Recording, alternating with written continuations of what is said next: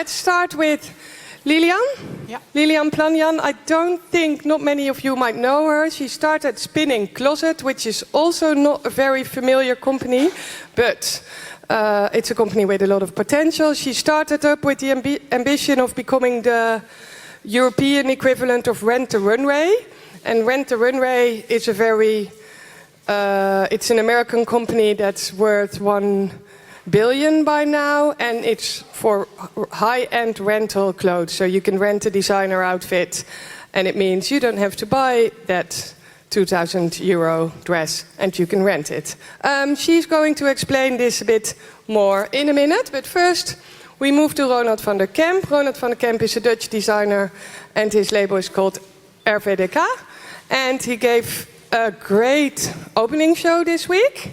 And it's an honor that he's here, because he's a household name in Paris during the Couture Week. And he also makes clothes, obviously. And he makes them from, leftover material almost. And he's dressing, pretty much anyone from Celine Dion to Lady Gaga to Duitse Kroes to, maybe not all of us, that's unfortunate for us, but he's also worked at Celine before, he's worked at Wolford, he's worked at many places, and he's got a ridiculous load of experience, and he will be talking soon as well. And here's Marlotte Cliveron, and she's from Asian Tate, it's the glasses company, and she, I remember speaking to Mark de Lange when he was about to start Asian Tate, and then he said, I want to start a company because we all have 30 pairs of trainers but always the same glasses. I want to do that different. Well, by now Asian Tate is a household name in the industry, and Marlotte is there to make, because that whole idea was maybe not the most sustainable starting point, having 30 pairs of glasses, but she's the sustainability manager, and she's working towards a circular pair of glasses, and how that is going to get there, she is going to explain. She also worked at Suit Supply, and she's got a background in economy, so she's also business-wise. Also with you, I would like to start with a defining point in your career. Ronald. Okay, that's nice. Well, I guess, 5 years ago when I started this company, basically I'd seen everything in fashion business, working in Paris and New York and Milan. So I really saw everything going in the wrong direction. I thought I want to do something that makes sense and something that is really beautiful. And I wanted to bring back exclusivity in fashion, high fashion, and do something about the enormous waste and unsustainable way of how fashion is run today. I mean, we talked about it before a little bit, with like 6 collections a year, or even 4 collections a year. I mean, who needs all these clothes? And so I just wanted to do something for myself, and I hit the nerve, I think. And you just did it. Yeah, I did it, but I had the same, there was this question before, how do you know that your idea is a good idea? And of course I was questioning myself the whole time. I thought, how can I make this into a business? Because I knew too much about the fashion business. But so at one point I just started it, and I just take it 1 week at a time. And still, basically. But it's been going now 5 years, and I think we've had a lot of influence in the fashion world, which is great. So, yeah, because I remember 5 years ago, and then you said, I'm eating my pension and I'm not looking further than 3 weeks ahead. Yeah. But now we're 5 years down the line, you're a household name, your model gets copied by other brands. Yeah, and still we're not making money, so that's the problem, but So there's still an issue to solve. Yeah. But if you want to stay true to sustainability, it's very hard, It's a tough road, but we're convinced it's the right way. So yeah, Lilian, can you explain what was your sort of defining moment when you thought, okay, this is what we need to do? For me, so the defining moment in my career was, of course, when I started Spinning Closet, which is about at the beginning of this year. Before that, I was in strategy consulting, working for different companies, and also flying around the world to see clients and coming back every weekend. And it was a moment about 2 years ago when I wanted to take a break because I was really thinking about, okay, where is my career going? What do I want to do? And what kind of impact do I want to have? And I took a 4-month break and I went to India a month, and I was kind of meditating there and learning to really get closer to my physical being and what I wanted to do. And I came back for those 4 months. I had subletted my apartment in Amsterdam, which also meant moving out all my clothes. And then 4 months afterwards, I came back, and all my clothes came back. And in those 4 months, I was only traveling from a trolley. And I had a moment of stress, you know, when you unpack your clothes and you hang it in the closet. And I was like, wow, when am I going to wear all of this? And I was in a period of my life when many of my friends were getting married. So, you know, you get an invitation after invitation and you're continuously looking for new pieces to wear, although, you know, I had a full closet. So I think that was really kind of taking a break from the fast pace of my life and having the passion for wanting to look good. So I always wanted to be stylish, but I also was looking for different ways. And I have a lot of friends, they live in New York, and one of them came to a wedding and she was like, I was like, oh, your dress is gorgeous, where did you get it from? She was like, yeah, I rented it for the occasion. So that was, I think, there were a number of building blocks, but I think taking a break and coming back and seeing this mass of clothes was and then you thought, wow, she moment. rented it. Why did we not rent it? Yeah, I think I really, I think combined with what Ronald was saying and also the previous speakers, I think I really have passion for craftsmanship. You know, I think the fashion industry is making so many beautiful things, and I would really like us to kind of be able, have access to wear those, but I just don't think it has to be with the pace and with the quality that you sometimes see in the streets. Yeah, and also with because if you buy a dress at Ronald, it's not a €200 dress. No. So maybe you rent it for €100, but then you wear a €1,000 dress. Because That's you share the cost. And I think that's the beautiful part of the times that we live in. You know, the logistics system, the technology has gone so far that it provides us new ways of living. And I think it's beautiful. We can also see what can be the implications of that for the way that we consume fashion. And about speaking the way of we consume fashion, Marlot. How many glasses then do we need? That's a good question.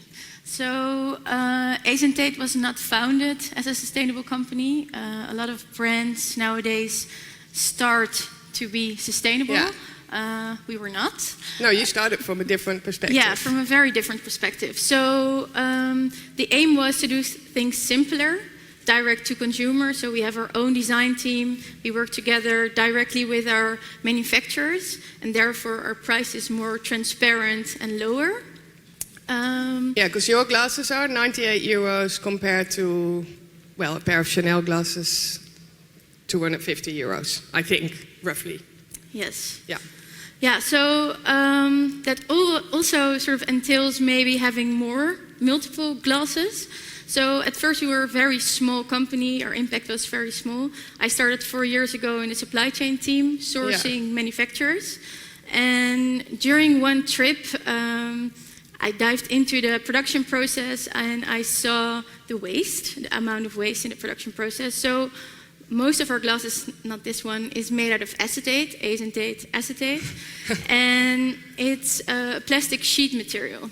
And we mill out the glasses out of this sheet material, and the amount of waste is 4 times the amount of material that goes into it. Exactly. Whoa. So that was for me the turning point where I thought, okay, we need to do this in a different way. And at the same time, Mark, our CEO, you know him, he was reading a lot of books from Patagonia and from other brands that were using business for good.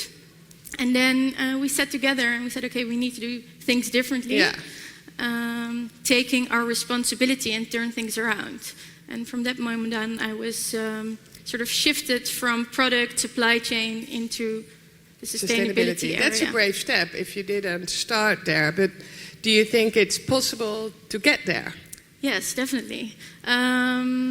It's difficult, especially when it's not in the core from the beginning.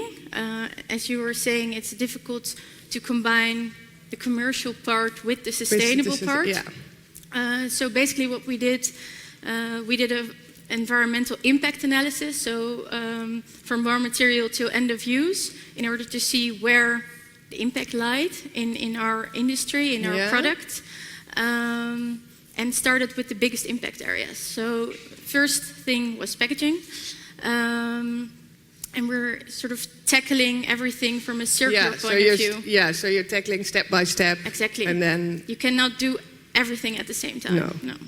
And how? Because what for you, Ronald? Because you say the business is not really making that much money yet. Well, What's I think, your biggest challenge for the next 2 years? Well, what we do is couture. So we tried working with some retailers like Net-a-Porter and the big ones, but then you end up sort of going against your own principles if something doesn't sell. And you have stores like here in Amsterdam, the Bijenkorf, that you ship the goods, and after 3 weeks they have a mid-season sale. So you devaluate your own products, and so it's almost a catch-22, because you need to be at the Bijenkorf, you need to be at Net-a-Porter, you need to be at those things. I questioned those things from the beginning. I did it basically for visibility. Net-a-Porter really helped us to get visibility. But now we've come to a point that we stopped completely with all the retailers. So we only work directly with our customers, also to ensure that we deliver an exclusive product. Because that's also what I believe in. I mean, the luxury market now is no longer exclusive, because in every city you have a Chanel store or a Gucci store. So basically it's just H&M at a different level, but it's different price level. But it's also made in like high-tech factories. So the love and the craftsmanship that you've found in the old days is gone. So we want to offer that, and we want to offer service to the people that we work with. So it's a different thing. And how big is your team then now? It's very small. Very small, right? Yeah, it's very small. We work with a lot of freelancers, and we also want to stay lean and mean, because that's when you can be flexible and react to what's going on in fashion. If you become like a big company, you cannot, and you have to become a big company if you work with Net-a-Porter then you have to get a big time. infrastructure. So, I mean, my idea is to work with, like, if we want to do larger scale projects, we want to do it with, companies that are all scared to work with me, because then you open up a can of worms. But I would love to work with Chanel and say, like, hey, you have a lot of leftovers, although you won't admit it. Can we do something together to make something new out of that? That would be my idea to, Yeah. Or it could also be with, we're talking to companies here to, hopefully but the work with them. industry is changing, so it might be possible. I remember reading an interview with the girl that set up Rent a Runway in New York, and she said, when I started 10 years ago, no brand was willing to work with me, and now brands are approaching her. Like, brands are coming to her saying, I want to rent my stuff via your platform. We've worked with I just want to just quickly say it. We've worked with a company in LA that also does rentals. The problem is that they also expect us to deliver, couture dresses for a wholesale price, and then they rent them out, whatever. They rent them out for like €1,000 a day, with the shoes and everything. So that's their business model. It's a different thing. So the problem is, for us, there's nothing in it. We don't make any money. No. It's just you sort of help. We try to support the system, but for us it's actually going against our company. For your business this really doesn't help. So we've sort of stopped with that as well, because But I think it's really interesting, because I wanted to say also, it's because if you look at the value chain of the fashion industry, where there's the business model has been, of course, production, and then the more you produce as a designer, the more you sell, you get the margins out of it. And when you look at the rental model, there also has to be a change in the way you see it, right? You don't have to produce so many pieces, but you can really invest the hours and the quality and the materials to produce one piece. And then if we can share kind of wearing it, because in the end, many of the consumers that also buy, I spoke to someone who's the head of Dior in the US, and he said, our customers pay €20,000 for a piece, but then they only also end up wearing once or twice. And if you can maybe see what are the opportunities of sharing maybe a different part of the margin with the designers, so that when a piece gets rented out more times, that you get like a part of that margin, right, going to the designer. So it's not that you So the pay designer off also at the has a beginning. direct profit instead of only receiving a wholesale price that wouldn't really. Yeah, because I help. think the talk is about sustainability and innovation, and I think you need new ways of looking. How can you organize the entire value chain to make the value chain sustainable? It's not only one part of it, so I think production is an important part of it. But I think consumption and what customers want, how we want to consume, I think is going to be the biggest also a driver. huge part. Yeah. I think the biggest problem is the sheer volume of all the companies. Yeah. Companies are so big. If you look at LVMH with all the big brands, they're so big, they're so powerful. And for them to make a change, and now they've signed a pact with Macron. And it was funny because the Süddeutsche Zeitung, they wrote a big article on it. And they started with, I was very proud, with me as an example. But then they go on and saying all the changes that they make. But I call it sort of like greenwashing, because they still grow and grow and grow and grow. And they grow. Growing in itself is unsustainable. I read this too because it's funny, because they name you as an example, and then they name all very commercial brands.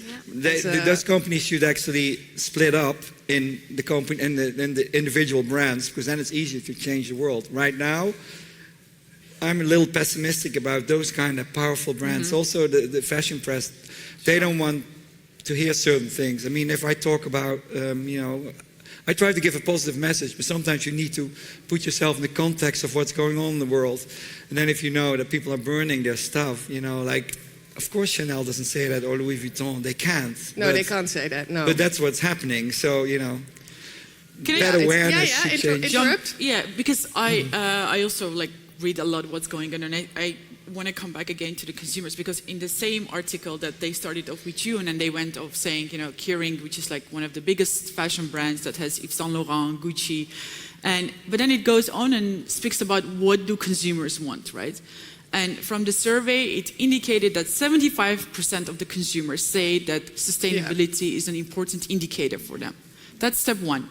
But however, when you go into saying, okay, what percentage of the 75% of consumers would really buy a brand only based on sustainability? It's only 7%. Yeah, because that is where a big gap So lies. I think that's really, I'm aware that I'm speaking to probably a very conscious consumer base, but I think that's really, I would be curious also to see, what do you think? I think it's consumers. Well, I think it's also because I can't say 100%, but a lot of the sustainable brands are not the most attractive, sexy, or, It's and I an think issue that has long been overlooked in the luxury industry.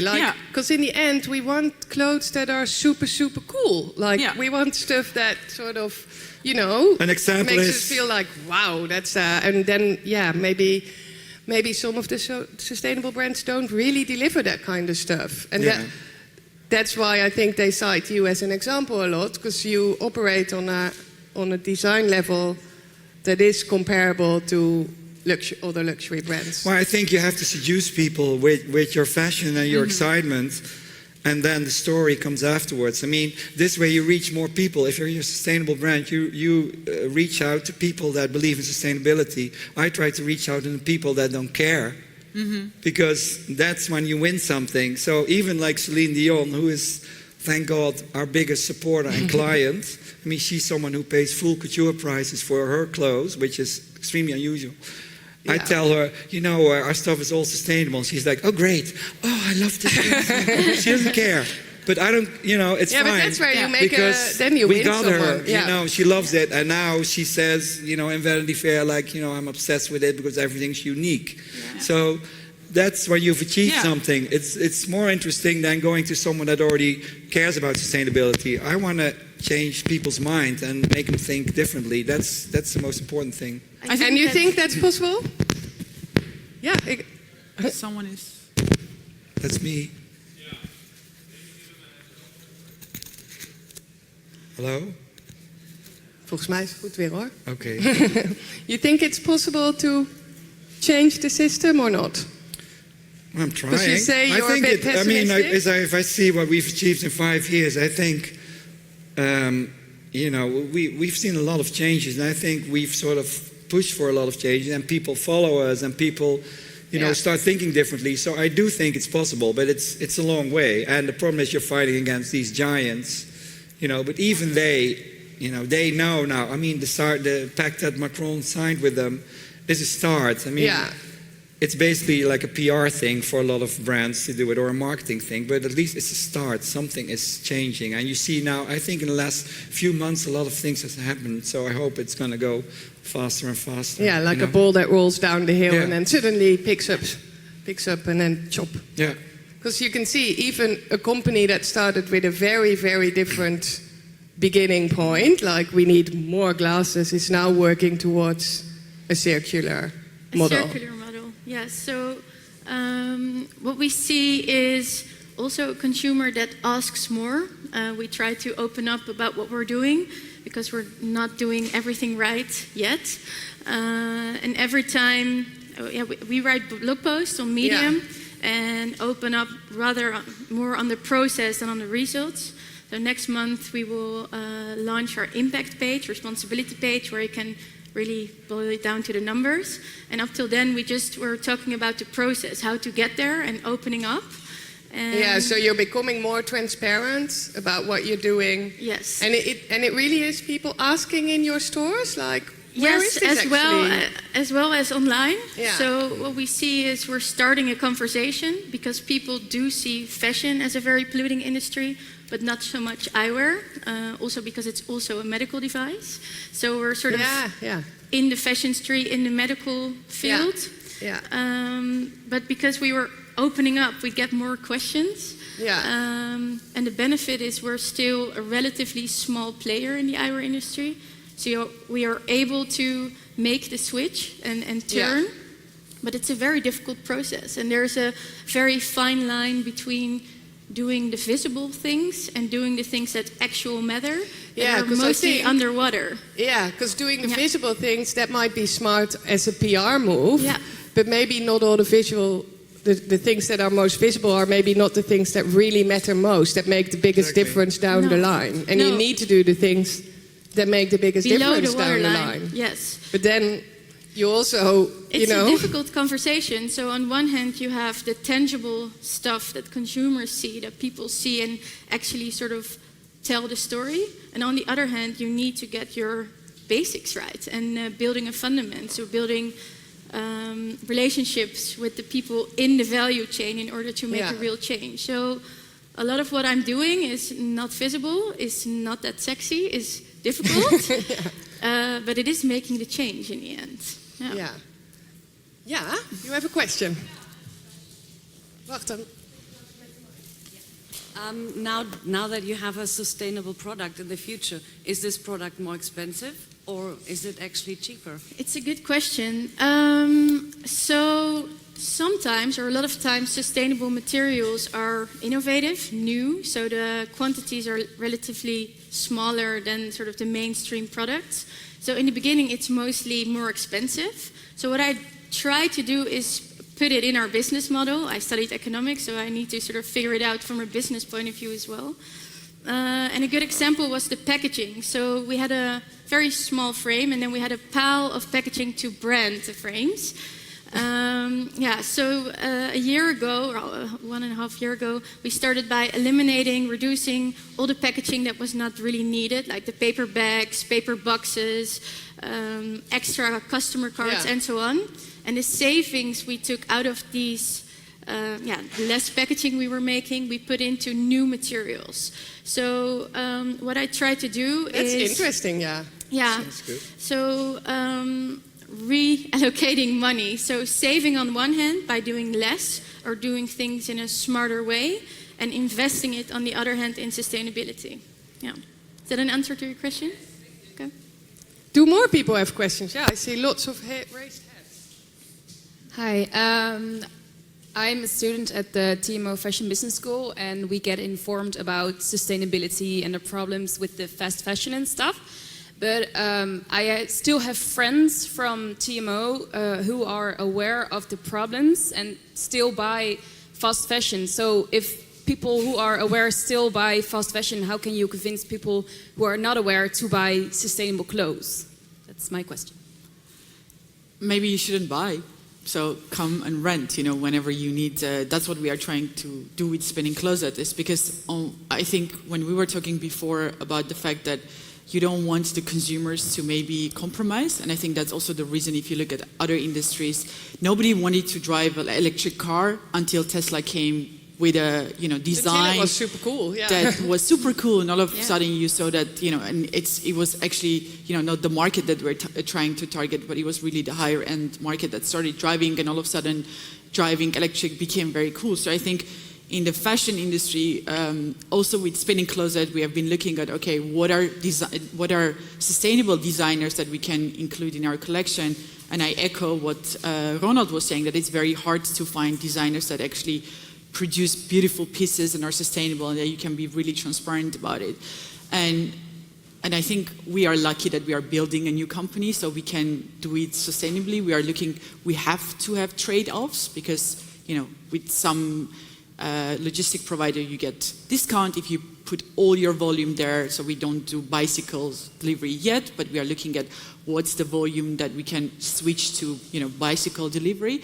But I think for the consumers, it's really looking at what are other ways of consuming. I said it before, I'll keep on repeating. I think we have to look at the patterns of our consumption. It's a habit.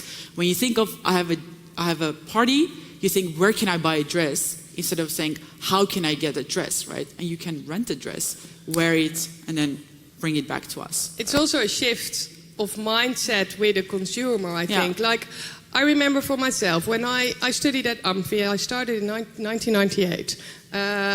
By then, what we did with my whole class, when there was something, we went straight to H&M and get a new dress, because there was a sort of party. Well, people that start studying at Amfi now, they don't do that anymore. Like, it's really not cool, right? Am I right? Because I know that she sort of led the first year students, and they made a program, and what they do in the first week is make sure that they are aware of the problems in the industry. And I also think, like, what we try to do with our shows, for example, we try to show like all different women, different looks. And so with that, we try to inspire girls out there to like maybe go buy vintage or look more. We talk about wardrobing, instead of collections, because it's things you collect. So you have to find your own style. You have to find your own. Like in the 70s or 80s, you had these muses, the Saint Laurent muses. These were women with style, so they knew how to dress themselves. So if you develop a style for yourself, you don't have to buy everything the whole time. You know how to change things, and I think you should be more creative. And we hope to inspire girls, because we know they cannot buy our stuff, but maybe they get inspired to go buy something vintage or to do things in a different way. Don't follow Kim Kardashian, but follow your own. Look who you are and try to make the best out of yourself. I think that's a very important thing. Then you buy differently, and then you can buy something fast fashion maybe, but something that you keep, not something that you throw away. That you throw out. There's another question here, I think. I have a very basic question. What is the actual definition of sustainability? People use it very loosely. Yeah. Is it mindful consumption? Is it figuring out whether your cotton requires 2,000 liters of water to process? Is it that, athleisure can be worn, 150 times and it's very cool? So that should be a fashion statement. What is it? What is it that we are all after and mindful of? Well, sustainability has become a fashionable word. Even 5 years ago when I started, I never used the word, I used it ethical. Because I just think it's much wider. We talked about female entrepreneurship before. I mean, we also talk about how you portray women. Like, for me, it's a bigger word, but it's sort of like, how can we live in this world in 50 years or in 100 years, with everything that's going on right now? This is what I'm trying to think of. What needs to change to make it a more positive world, and a world that is sustainable to live in, that, everybody can have a life, and that the whole world is not going down like it is going now. How can we keep children to still live in this world? I think this is the question you have to ask, and that's when you think about sustainability. Can we keep going like this? No, we can't. We need to change. It's a good point, because it's used for greenwashing so much that as a consumer you don't know anymore. You don't know. Like, then you think, okay, they produce in the right way, but where do they source the cotton? Like, it's such a complicated supply chain or value chain, that it's not yeah, there's not a one-trick solution. It's No, because if you talk about, it's you can everything. be sustainable, but if you have volumes like the big brands have, it will never be sustainable because it is not sustainable like to keep H&M going has like this. sustainable cotton, but the whole H&M business model is not very sustainable. Yeah, ethical is actually a better word. Yeah. But then ethical in 2 years' time is the new fashion word. And then it also, this is, I think, what is also required is a certain mindset of a consumer that they want to know stuff. And then there should be people being transparent of what they have to say, what they want to tell. And it is important that people understand, like, the value chain has many different parts. Like the part of how much you wear a piece of clothing is just important as the part of how is it made and who made it and what's the material. But to get that landed in the mind of a very big audience, I actually think that still we're not there yet. But things have to start changing somewhere to make a bigger impact. Are there more questions? Because you also had a question, right? Yeah, I come with the mic. Yes. Well, first I got to say, Rona, I love your work. I just want to know if, as a new fashion designer, it would be a good idea to start a product with sustainability, a sustainability product. It would be a good idea to start a business with sustainability products. I'm sorry, I didn't get the question. I want to know if, as a new fashion designer, because I would like to open a business in the future, well, not the future, probably soon, I hope, start with sustainability products, because you say it's very hard, it's not give you too much profit. So Yeah, it would be it a good is. idea. Well, I think the thing right now, what you see, for example, there's all these prizes that people can win, with LVMH or with H&M and everything. And so the idea is that you find your own way. I mean, I'm still trying to reinvent, a couture house for the future. This is what my project is. So there's no set There is rule not a of what set you road do. here, but I think right now the most important thing is that you follow your gut and you follow your instinct.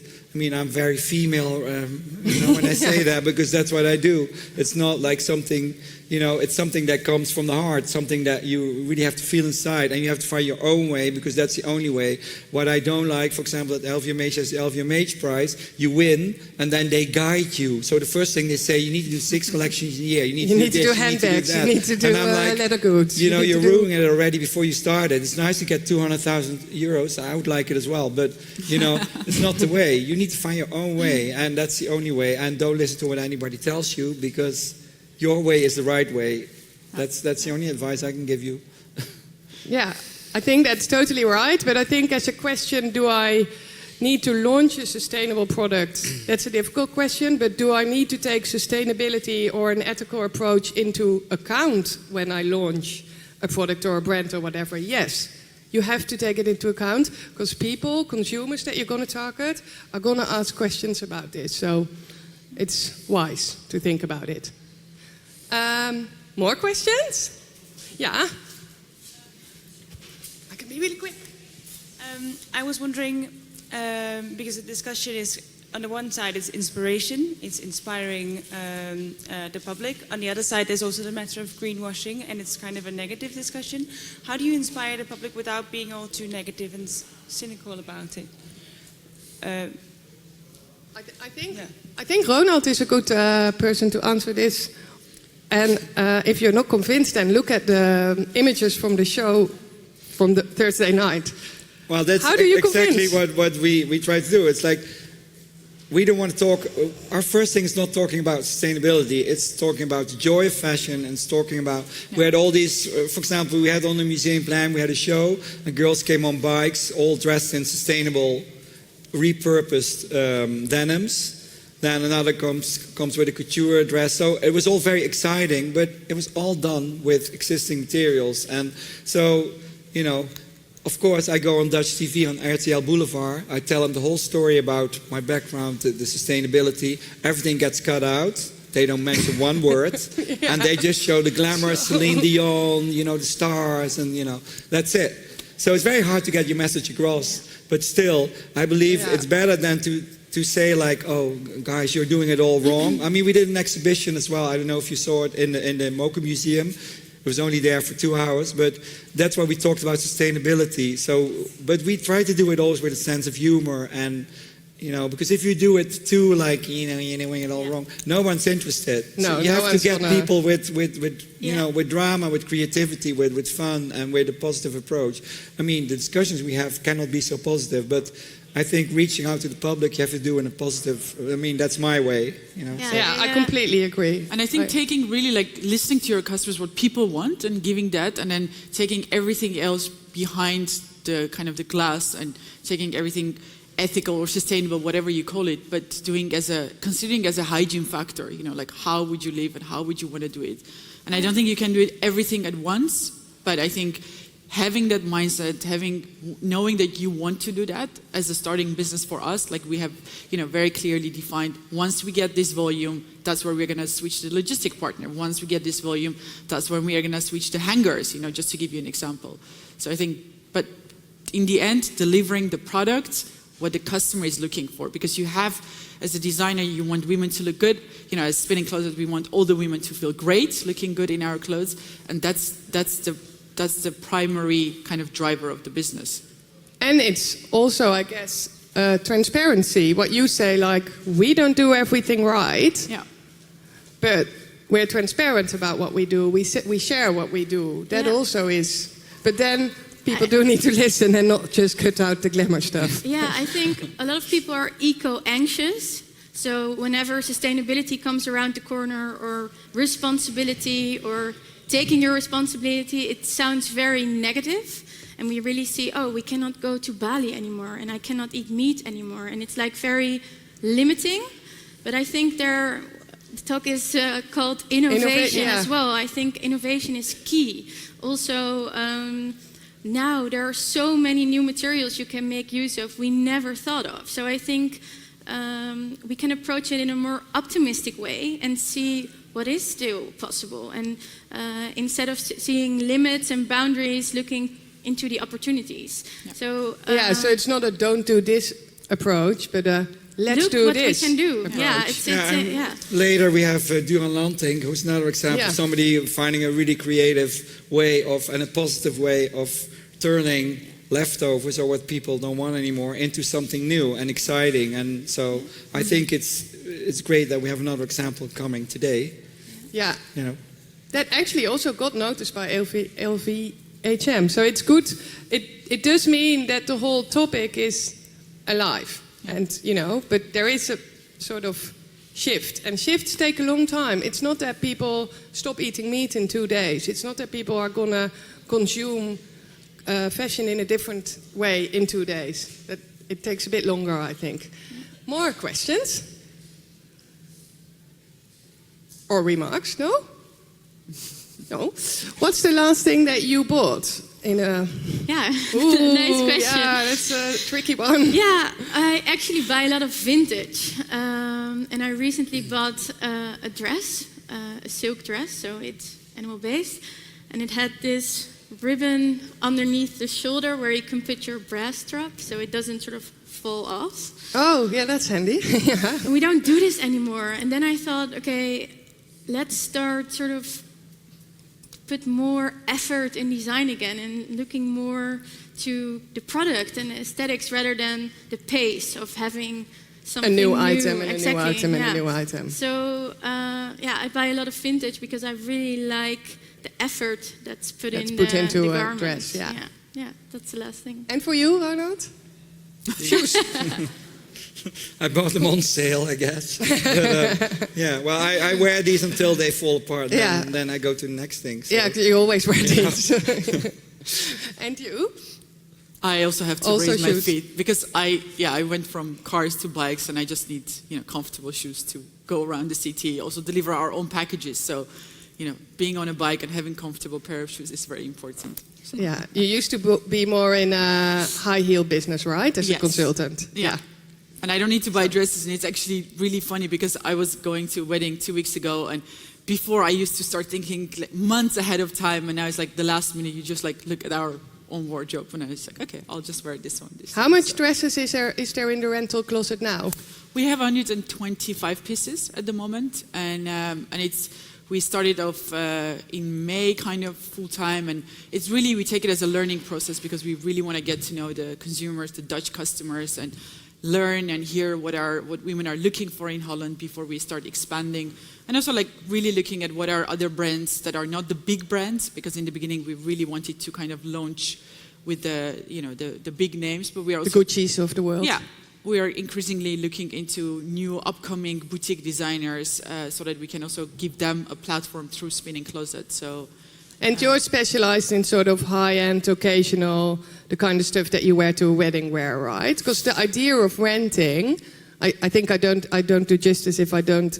You might know it, but there's also this library in Amsterdam, Leila, that you also know. Sure. That's also based on the idea of renting, but it's more daily wear. Yeah, exactly. So we took off by really focusing at occasion wear. So if you have got a wedding or you have got a gala or a special birthday party, cocktail, or after work events, that's where we started off. Our ambition is to grow into a subscription model where you can also find more for your daily wear. It would be more jackets and nice blouses and skirts. But now we are doing really the rental of the more special pieces. A subscription model is almost like, it makes me think of what I had when I was younger, kleedgeld. Like I got a monthly, well, I don't know, 30 guilders from my mom as kleedgeld. And then I would save it up until I could buy Levi's or something really cool. And then H&M started, and then I also did do that for a while, and so on. And then I got older and wiser, as we all do, and then, now I'm because here. I would just be curious, how many of you have a piece in your wardrobe that you have worn only once? Raise your hand. Yeah. So I think that's really like why we believe that it's... I also have one. Yeah. So I think we all have, and then if we are smart, because I think that's what's really... What I love about the new generation is that we are becoming smarter about the way we spend our money, where we spend our money on.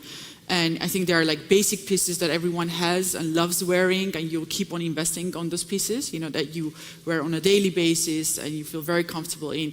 But it's really about thinking, okay, if I'm just going to wear something once or twice, it also gives a lot of mind space for you, because you don't have to see that piece every time and think, okay, what am I gonna do with this piece? I don't have to wear it again, or I have to give it away to someone, because there was so much Well, but time. sometimes, I feel like sometimes you have to buy also something that you maybe only wear. Like before, you just have your Sunday dress that you would save up, and you order wear it for a special occasion. So I think wardrobe exists of pieces that you wear every day, and maybe a piece that you wear once every 3 years. But it doesn't matter. Like it makes you have to think. It makes your personality. It belongs in your closet. Yeah. So it's just there, and it makes you feel confident that it's there for the occasion that you can wear it. So I think it's not a negative thing necessarily. No, I agree. I think you have to have those pieces that you really love and wear, and maybe wear it once in a few times. But I think it's really more being smart and thinking about your own behavior and how you can change that. Yeah.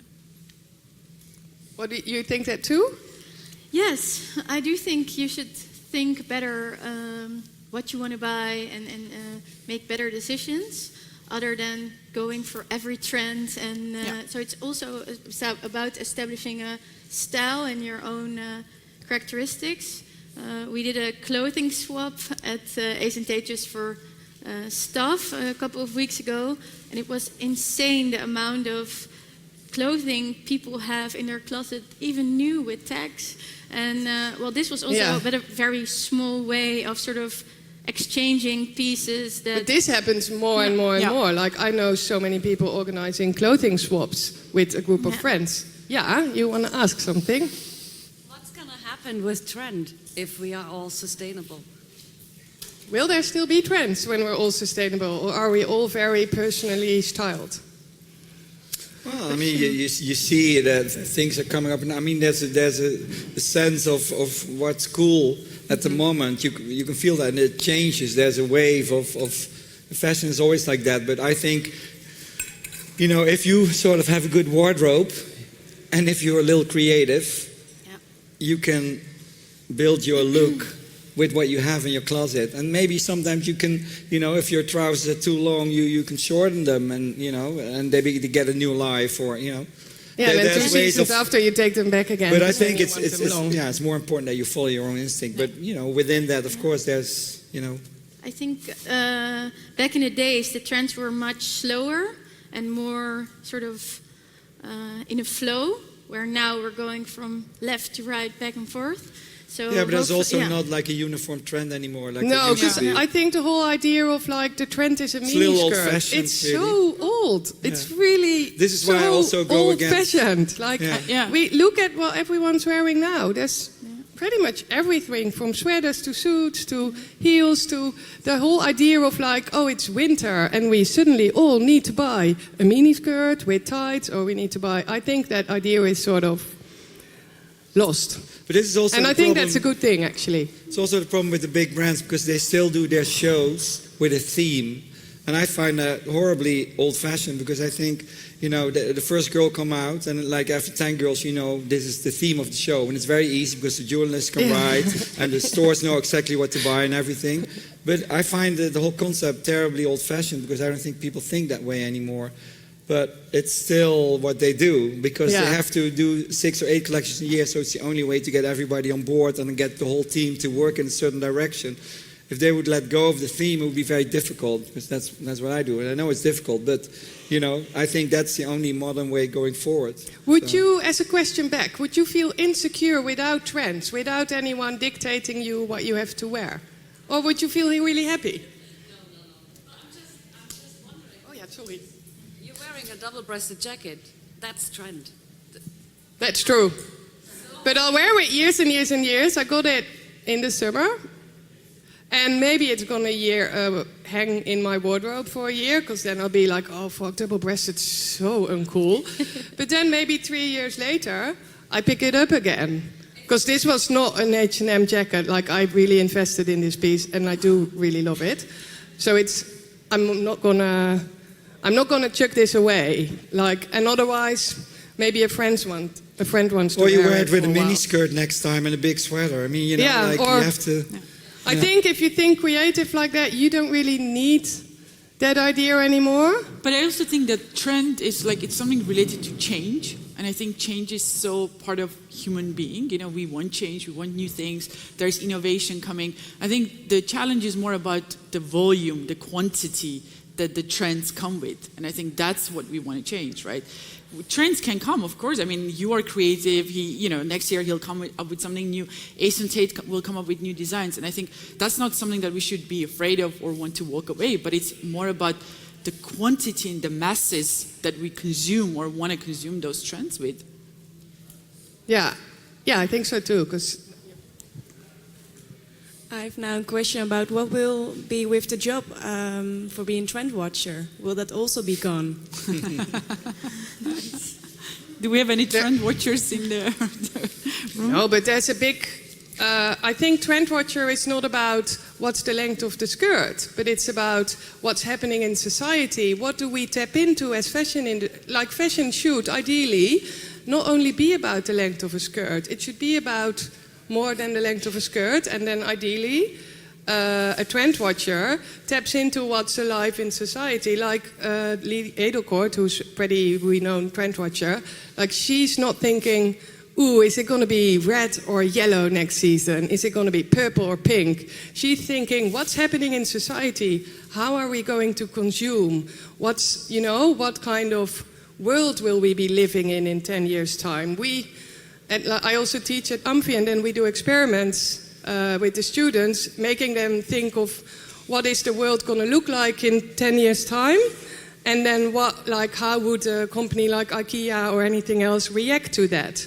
And then, so it's not about color immediately. In the end, it comes back in color. There will always be seasons that we will wear more white, or we might wear more black, pink, whatever. But I think the idea of a trend watcher, someone dictating stuff like that, is not very current anymore. When I started 5 years ago, Lee Edelkoort, she came to me because she said it's unbelievable, because she'd just written this manifesto about fashion. She loved it. And I basically done what she had said. So she came to my first presentation and she said, like, you know, you're going to have a really hard time, but this is what it's about. So, you know, in that way, you know, she's someone that feels and she puts down for people like what is going on in the world and makes it sort of understandable for the big companies that she works with. So in that way, it's a different thing. It's just sensing what's you know, what people are thinking about or will be thinking about. Yeah.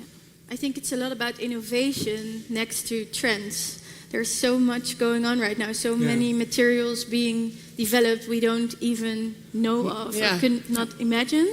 So I think maybe rather than trends, it's also much more about innovation, new things, but in a better way. Yeah, there's a big growing community of people that are more into tech and fashion. Yeah. And the latest thing I read was called sustainability.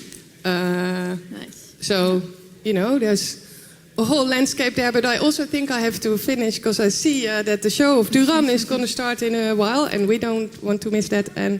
But then let me thank you very, very much for all your insights and thank you very much for listening and asking cool questions. And then that's it. Thanks. Thank you.